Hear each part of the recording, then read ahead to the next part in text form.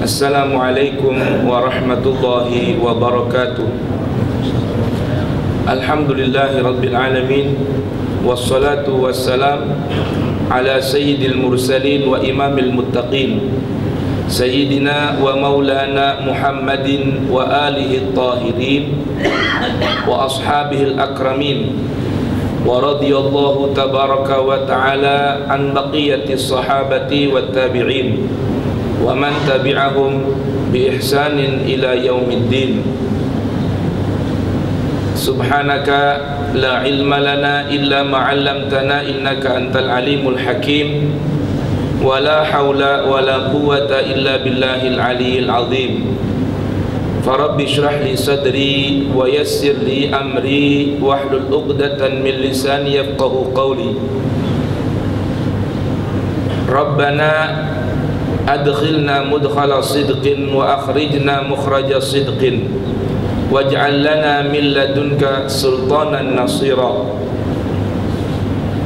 Rabbana zidna ilman wa alhiqna bis salihin waj'al lana lisana sidqin fil akhirin waj'alna min warathati jannatin na'im wa la tukhzina yawmaddin yauma la yanfa'u malun wala banun illa man atallaha biqalbin salim.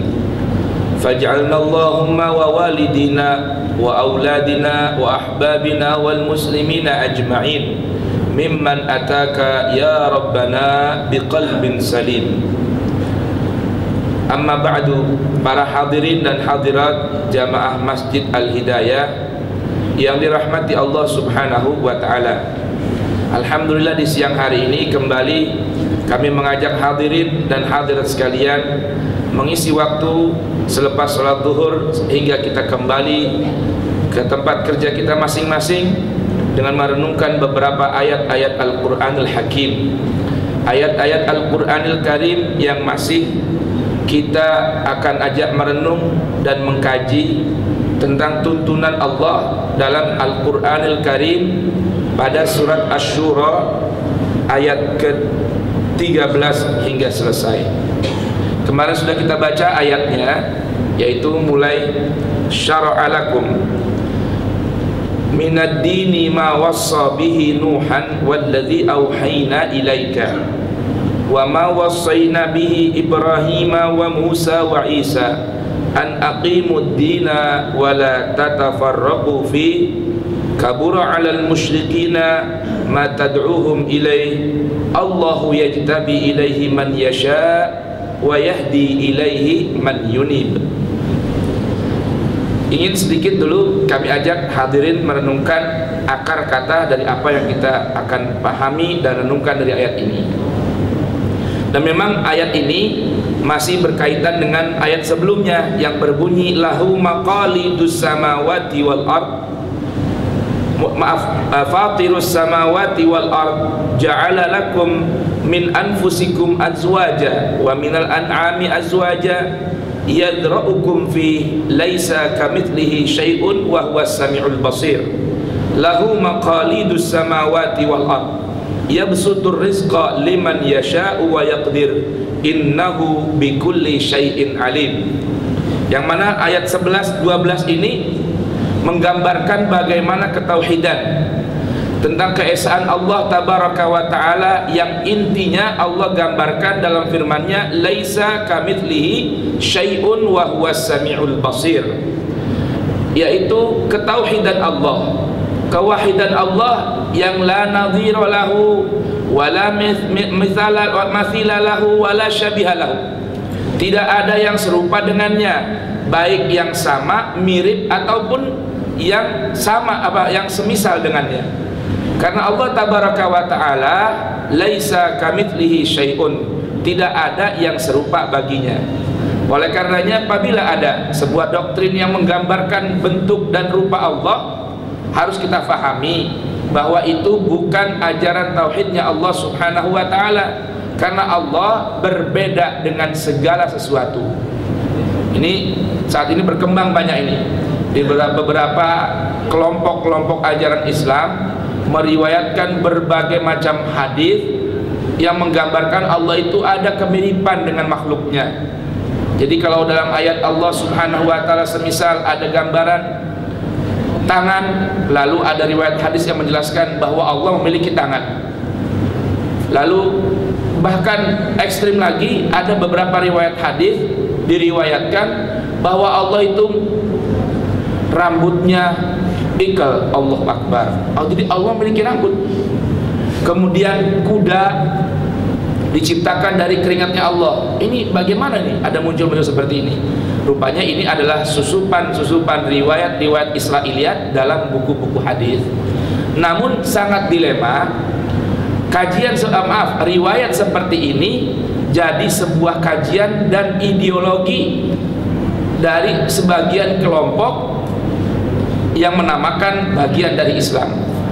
Oleh karenanya, nanti di sini Allah Subhanahu wa taala telah berpesan kepada kita, jangan sampai kita berkelompok-kelompok dalam ajaran Islam. Dengarkan ayat ini selanjutnya. Kemudian Allah Subhanahu wa taala gambarkan lahu maqalidus samawati wal ard. Yabsutur rizqa liman yasha wa yaqdir innahu bikulli syai'in alim. Nah, di sini Allah Subhanahu wa taala gambarkan kekuasaan Allah yang mutlak baginya. Oleh karenanya, selanjutnya Allah ingatkan kepada kita syara'a lakum. Karena Allah ini tidak serupa dengan makhluknya. Allah yang Maha Esa, tidak ada yang memiliki kemampuan, keserupaan dan kewenangan serta kekuasaan yang menyerupai sedikit pun dengannya. Maka Allah katakan syara'a lakum. Allah telah syariatkan bagi kalian. Nah, arti syariat, ya, arti syariat ini dari segi bahasa artinya at-tariqatul wadihah. Arti syariat adalah jalan yang terang benderang. Jalan yang terang benderang itu arti syariah. Asal kata syariah ini berakar kata dari sebuah kata Arab yang artinya jalan menuju sumber air. Arti syariah asalnya adalah digunakan untuk apa? Jalan menuju sumber air. Allah Subhanahu wa taala, indahnya ya kalam Allah ini. Arti syariat itu jalan yang terang benderang yang menuju sumber air. Makanya apabila Allah katakan syara'a lakum, bahwa Allah telah mensyariatkan bagi kalian, maknanya ajaran Allah ini, yaitu agama Islam, adalah jalan yang terang benderang, tidak ada kesamaran baginya. Maka tidak mungkin dalam ajaran Islam ada doktrin-doktrin, ya, atau ada keterangan-keterangan yang burem, samar, enggak jelas. Karena semua sudah Allah aturkan sejelas-jelasnya. Karena arti syariah adalah at-tariqatul wadihah. Lalu kalau ada pemahaman, pada pertanyaan, loh bagaimana? Kok seakan-akan ini Islam yang ini bilang kelompok saya yang benar, kelompok lain yang salah. Mazhab saya yang benar, mazhab lain yang salah. Manhaj kami yang benar, manhaj lain yang salah. Ini bukan Islam. Ini interpretasi. Ini pemahaman atau ini doktrin yang tidak sejalan dengan spirit Islam. Karena Islam adalah, ingat, syariah. Syariah itu jalan yang jelas, jalan yang terang. Bila ada klaim-klaim seperti ini, maka harus kita koreksi kembali dan kita kembalikan kepada Al-Quran, aturan yang jelas untuk menjadikan timbangan, neraca dan tolak ukur dalam memahami pemahaman kita. Jadi interpretasi seseorang, pemahaman seseorang harus mengikut Al-Quran, bukan Al-Quran yang harus disesuaikan dengan apa? Pemahaman seseorang serta interpretasi seseorang. Ini yang perlu dipahami. Makanya Allah bilang syara'a lakum. Allah telah mensyariatkan bagi kalian. Kalau kita mau panjangin artinya syara'a lakum, Allah telah memberikan jalan yang terang, yang jelas bagi kalian. Itu arti syara'a. Atau kalau kita mau ambil dari akar katanya, syara'a, syariah, yaitu jalan menuju sumber air. Kalau kalian ingin menghilangkan dahaga kalian, maka ikutilah syariat Islam. Ya, syara'a lakum ma wassakum, maaf, minad dini, dari ajaran agamanya. Syara'a, telah mensyariatkan, lakum, bagi kalian, minad dini, dari ajaran agama Allah ini, ma wassa bihi Nuhan, sesuatu yang telah Allah wasiatkan akan hal tersebut kepada Nuh, nabinya. Kan kita paham bahwa Rasul yang pertama adalah Nabi Nuh, ya. Jadi perlu dipahami, ada definisi yang perlu diluruskan dari definisi Nabi dan Rasul. Tuh, dari Nabi dan Rasul. Kita sekarang ramai nih, dan sejak dulu, apa bedanya Nabi dan Rasul? Oh, ada bedanya. Apa definisinya? Nabi dan Rasul adalah seorang laki-laki yang beriman kepada Allah, yang merdeka, yang terjaga dari berbagai aib, khuluqin wa khalqin, atau khuluqiyin wa khalqiyin, yang terjaga dari aib dan celak fisik maupun perilaku, yang diwahyukan kepadanya ajaran Allah. Apabila diperintahkan untuk menyampaikannya, maka orang itu adalah Rasul, dan apabila tidak diperintahkan, maka orang tersebut adalah Nabi, kan gitu ya. Nah, ini definisinya perlu diluruskan nih. Nabi dan Rasul, kedua-duanya diperintahkan untuk menyampaikan apa yang Allah perintahkan. Kedua-duanya sama. Yang berbeda antara Nabi dan Rasul adalah, kalau Nabi, seseorang yang diberikan ajaran oleh Allah melalui wahyu, namun hanya meneruskan syariat Rasul sebelumnya. Itu contoh nih ya, antara Nabi Musa sehingga Nabi Isa, ya kan jaraknya jauh tuh, ya. Ada Nabi Musa, kemudian anak keturunannya kan, kemudian lagi ada Nabi Musa saja, mantu siapa? Nabi Musa, menantu Nabi Yakub, ya kan? Kemudian ada anak-anaknya sampai Nabi Isa. Nah, Nabi Musa ini membawa syariat tersendiri, ya, aturan-aturan yang lebih dari Rasul sebelumnya. Kalau sekarang kita urut nih, ada Adam, Idris, Nuh, Hud, Saleh, ya kan? Ibrahim, Lut, terus zaman semua. Nah, Nabi yang pertama adalah Nabi Adam, ya. Yang Rasul yang pertama Nabi Nuh, maka disebut ulul azmi, ya kan? Para Rasul yang istimewa. 5 orang Nabi dan Rasul yang istimewa kan? Siapa itu? Nabi Nuh, Musa, Isa, Ibrahim, Nabi kita Muhammad, Nabi ulul azmi.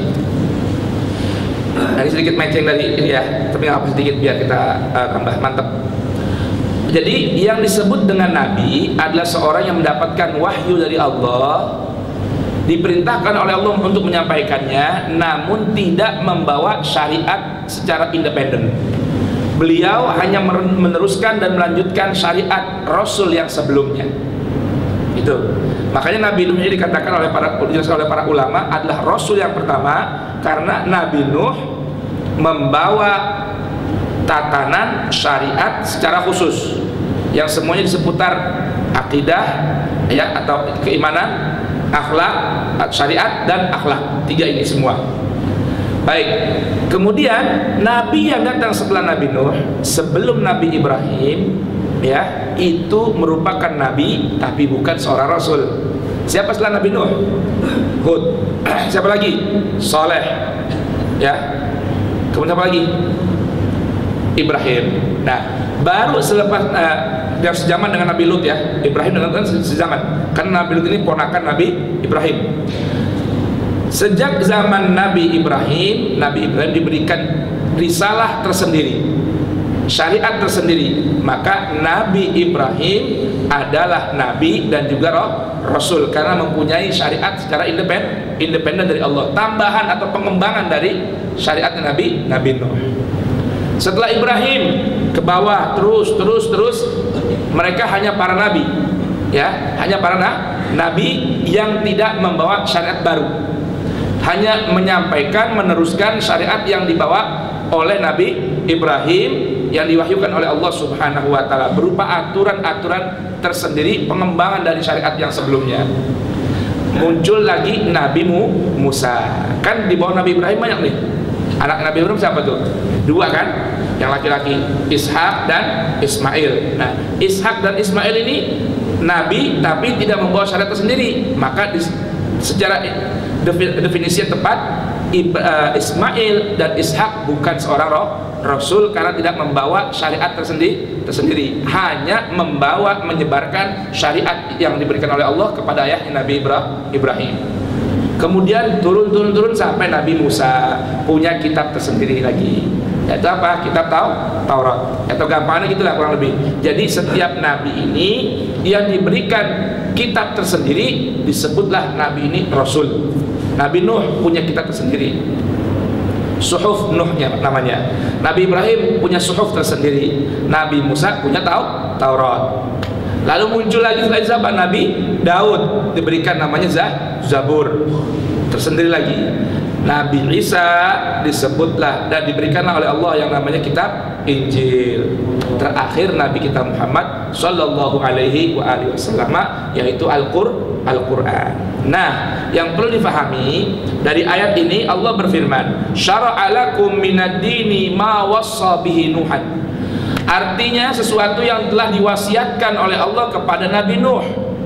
Nah, kalau bahasanya saja tadi Allah bilang syara'a lakum, telah memberikan syariat kepada kalian, telah mensyariatkan untuk kalian, minad dini, dari ajaran agama ini. Karena ad-din ini kan agama ini, kalau sebutan Islam sendiri baru tak dipopulerkan oleh Nabi Ibrahim, ya, huwa sammakumul muslimin. Walaupun ajaran seluruh nabi dan rasul itu hakikatnya adalah ajaran Islam, yaitu ajaran berpasrah diri, menyerahkan loyalitas jiwa dan raga kita kepada Allah.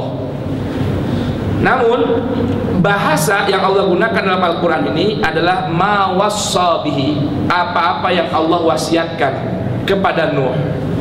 Di sini sebuah isyarat. Kita paham nggak apa itu arti wasiat? Apa arti wasiat? Wasiat itu kan pesan penting, ya. Arti wasiat apa? Pesan penting. Namun yang perlu dipahami, definisi wasiat itu apa sih? Menjaga sesuatu pesan penting untuk disampaikan kepada pemiliknya atau orang yang diberikan wasiat. Contoh nih, Audin, ini Al-Quran, tolong nanti sore serahkan kepada Bapak Angga. Sebenarnya ya, Audin, tolong Al-Quran ini nanti sore jam 5 serahkan kepada Bapak Angga. Namanya Pak Udin ini orang yang diberikan wasiat. Mana wasiatnya? Benda ini. Tapi penerimanya siapa? Penerimanya Pak Angga. Belum datang kan orangnya kan? Diserahkan sama Pak Udin, tapi Pak Udin ini belum berjumpa dengan Pak Angga. Terkadang malah orangnya nggak kenal nih, itu Pak Angga yang kayak gimana orangnya, kan gitu ya. Oh, orangnya putih, tinggi, pakai kacamata, gitu kan. Nah, itu gambarannya. Namanya si Pak Udin ini pembawa wasiat. Nah, kalau kita istilahkan dari syariat, syara'a lakum minad dini ma wassa bihi Nuhan. Artinya syariat yang ada sejak zaman Nabi Nuh sampai datang Nabi kita Muhammad sallallahu alaihi wasallam berisikan pesan-pesan penting dari Allah yang sifatnya sementara, berlaku kondisional. Kenapa? Karena hakikat inti ajaran Allah akan dibawa nanti oleh Nabi akhir zaman, Rasul akhir zaman. Siapa itu? Nabi kita Muhammad sallallahu alaihi wasallam. Makanya gambarnya ini, syara'a lakum, telah mensyariatkan Allah untuk kalian apa yang Allah wasiatkan kepada Nuh. Betul gak? Kepada Nuh. Walladzi auhayna ilaik. Nah, tetapi ayat selanjutnya Allah gambarkan bukan wasiat kalau buat Nabi. Walladzi auhayna ilaik, dan sesuatu yang aku telah wahyukan kepadamu Nabi Muhammad sallallahu alaihi wasallam. Ini kalau kita kupas ini kata per kata, Allah indah sekali ini. Jadi maksudnya bagaimana? Wasiat-wasiat yang Allah berikan sejak kepada Nabi Nuh. Kemudian siapa lagi rasulnya? Nabi Ibrahim. Kemudian siapa lagi? Nabi Musa. Kemudian siapa lagi? Nabi Daud dengan Zaburnya, Musa dengan Tauratnya. dan yang Allah wasiatkan pesan pentingnya ini kepada Nabi Isa. Nah, dirangkum semua itu pesan dalam wahyu. Walladzi auhayna ilaik. Kenapa Allah gunakan yang buat Nabi kok wahyu, bukan wasol lagi? Ini belum paham ini. Arti tadi wasiat apa sih? Menjaga pesan penting dari seseorang untuk disampaikan kepada orang yang diberikan wasiat.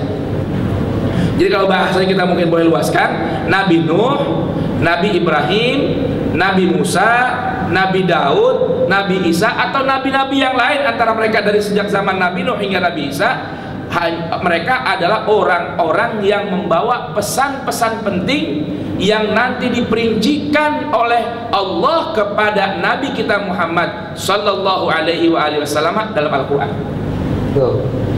Jadi perlu paham ini. Kenapa Allah katakan buat Nabi bukan wasal? Kan bisa saja Allah bilang syara'a lakum minad dini ma wassa bihi Nuhan walladzi wassaynaka ilaik. Bisa nggak Allah bilang itu? Bisa kan? Tapi Allah nggak bilang begitu. Walladzi auhayna ilaik. Kenapa? Karena wahyu yang Allah berikan kepada Nabi kita Muhammad, walaupun nabi-nabi lain menerima wahyu juga, namun istilahnya Allah gunakan wasiat. Untuk Nabi kita Muhammad Allah gunakan kata-kata auhayna ilaika, apa yang telah kami wahyukan kepadamu, karena berisikan ajaran yang sangat lengkap dan terperinci, yaitu Al-Quran. Makanya kan dalam bahasa Al-Quran banyak Allah gunakan Islam ini adalah apa? Hanifah. Ada kan begitu kan? Contohnya, inni wajjahtu wajhiya lilladzi fataras samawati wal arda hanifan muslima. Agama Islam ini adalah agama Hanifiyah. Apa itu agama yang Hanif? Hanif itu agamanya mudah. Artinya Hanif ini sesuatu yang mudah, toleran dan lengkap. Simple, toleran dan lengkap. Itu namanya Hanifiyah. Jadi agama Islam itu tidak mengenal kekakuan. Agama Islam itu ajaran yang bukan ekstrim, tapi ajaran yang sangat simple, toleran, ya, dan mudah. Tidak ada yang sulit dalam Islam. Cuma kenapa sekarang kondisi ini kok begini adanya? Karena kita bukan ngikutin ajaran Islam yang terangkum dalam Al-Quran, namun banyak orang ini terjebak dalam doktrin-doktrin interpretasi seseorang dalam memahami Islam, lalu dilabelkan Islam. Ini perlu kita pahami begitu. Jadi gini, ya, kalau mau tahu Islam di Al-Quran sumbernya. Kalau saya menyampaikan, mensyarahkan, namanya interpretasi. Paham maksudnya ya? Seorang ustaz, narasumber, pemberi tausiah, itu namanya orang yang memahami Al-Quran, lalu interpretasinya, pemahaman sampaikan pada orang lain. Nah, ini interpretasi bukan Islam. Interpretasi bukan Islam, tapi kalau cocok dengan Islam maka masuk dari bagian Islam. Tapi kalau tidak, ya bukan, hanya interpretasi saja. Makanya mazhab, kelompok, ormas itu namanya interpretasi, komunitas interpretasi atau pemahaman. Mazhab Syafi'i bukan agama Syafi'i, bukan. Mazhab Malik bukan agama Malik, bukan. Jadi yang salah paham ini, oh karena ikut mazhab Syafi'i berarti agama kita Islam Syafi'i. Bukan, Islam saja.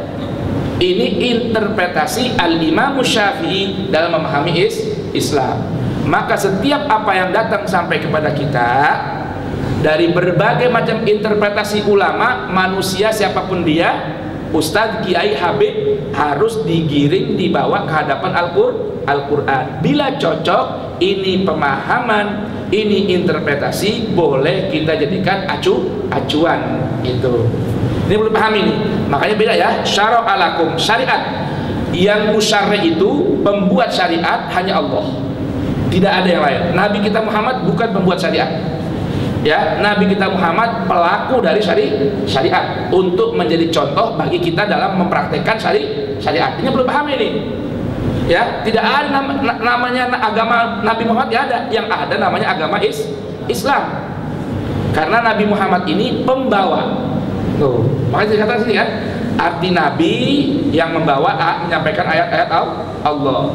Rasul menyampaikan ayat-ayat Allah dengan membawa buku syariat tersendiri, buku tatanan panduan tersendiri itu namanya Rasul. Makanya Nabi kita Muhammad ini kan seorang nabi juga seorang rasul, menyampaikan berita-berita dan membawa syariat tersendiri dari Allah buat kita, yang dirangkum semua dalam Al-Quran.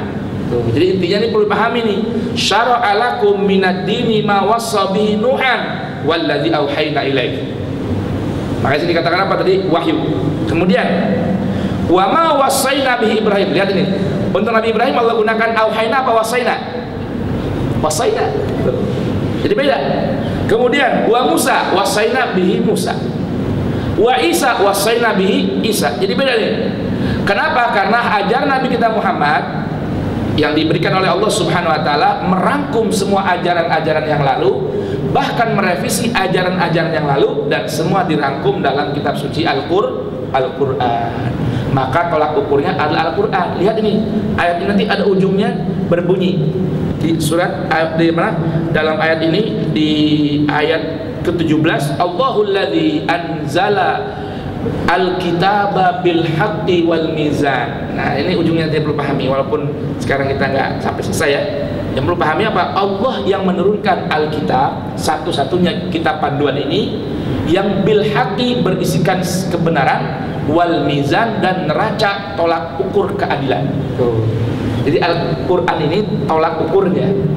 Jadi pemahaman kita, interpretasi kita, pemahaman orang lain, interpretasi orang lain, pemahaman para ulama, interpretasi para ulama, semua harus ditimbang dulu di hadapan timbangan yang bernama Al-Quran. Bila Al-Quran mengiyakan, maka kita gunakan.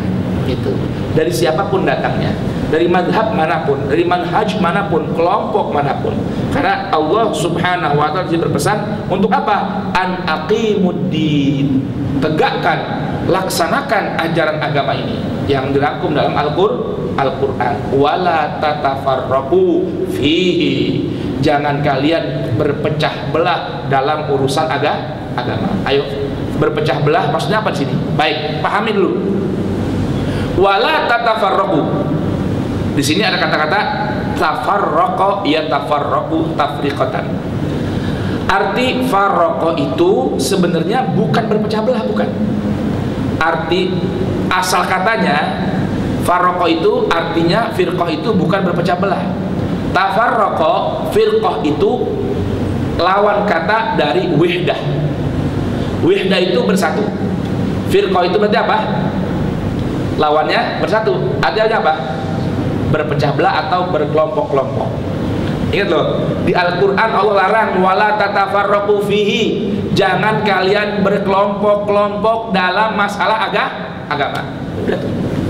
Sekarang faktanya kita bagaimana? Berkelompok-kelompok apa enggak? Ayo. Sekarang berkelompok-kelompok enggak? Berkelompok-kelompok. Berarti kita melanggar larangan Allah. Mau apa lagi coba? Akhirnya karena berkelompok-kelompok, ego kelompok terbawa nggak masing-masing? Ingat ya, adanya berkelompok-kelompok dimulai dari apa? Berbedanya pemahaman seseorang pendiri kelompok itu. Betul tidak? Ya kan? Imam Syafi'i madhabnya disebut madhab Syafi'i. Padahal Imam Syafi'i murid siapa? Murid Imam Malik. Imam Malik punya mazhab sendiri, walaupun beliau ini dipahami ya, Imam Syafi'i, Imam Malik itu nggak bikin mazhab loh, enggak. Yang bikin itu siapa? Murid-muridnya loh. Beliau nggak bikin loh. Beliau mengajak orang untuk silakan masing-masing menganalisa dan kembalikan kepada Al-Quran dan Sunnah. Cuman nih yang di bawah-bawah ini nih, yang akhirnya apa? Merasa guru aneh yang paling benar ini. Guru aneh yang paling benar pemahamannya dari sini nih. Imam Malik murid siapa? Bisa dibilang murid Imam Abu Hanifah. Imam Ahmad murid siapa? Murid siapa Imam Ahmad? Murid Imam Syafi'i. Ini kalau mau tahu nih. Kalau mau tahu ya. Imam Abu Hanifah itu murid siapa? Nah, Imam Hanifah murid siapa? Imam Abu Hanifah muridnya Imam Ja'far, pentolannya Syiah. ini coba. Ayo, Imam Abu Hanifah ini ngaji sama siapa? Ja'far As-Shadiq. Ja'far As-Shadiq salah satu imam dari para tokoh-tokoh Syiah. Jadi kalau mata rantai disambung-sambungin, kita muridnya Syiah bukan? Kita kan pengikut Imam Syafi'i. Imam Syafi'i murid siapa? Imam Malik. Imam Malik murid siapa? Imam Abu Hanifah. Imam Abu Hanifah murid siapa? Imam Ja'far, ya. Imam Ja'far nggak mendirikan mazhab juga, nggak mendirikan mazhab Syiah, enggak ya. Beliau ulama, cucu Nabi, dan alim dalam bidang fikih dan lain sebagainya, Quran dan lain sebagainya. Ini yang perlu pahami nih. Adanya kelompok-kelompok ini karena dari perbedaan cara memahami dalil. Kan dalil semua dari mana sumbernya? Al-Quran. Begini, kalau saya mau gambarin gini, saya mau gambarin gini aja deh. Kita bisa punya tongkat yang lurus, apa namanya ini? Tripod ya, atau mungkin pulpen ya, yang lurus nih, lurus. Kita masukin air. Ayo, Anda ngelihat dari depan, kira-kira nih tongkat di akuarium ini kelihatan lurus apa bengkok? Dari depan nih. Saya yang pegang tongkat lurus apa bengkok bilangnya? Tongkat ini lurus, ente bilang bengkok. Kenapa? Karena Anda melihat dari depan, saya melihat dari atas. Bawah gitu. Ya. Jadi yang namanya perbedaan ini bermula dari perbedaan cara memahami dalil. Dari sama Al-Quran semua.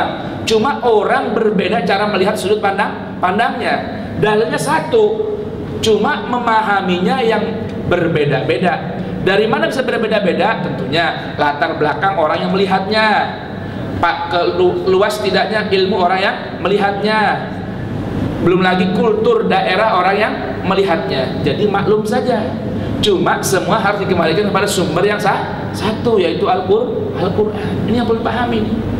Imam Syafi'i nggak bikin mazhab, Imam Malik nggak bikin mazhab, Imam Abu Hanifah nggak bikin mazhab, nggak ada. Beliau bilang ente harus ikut pemahaman saya, nggak ada.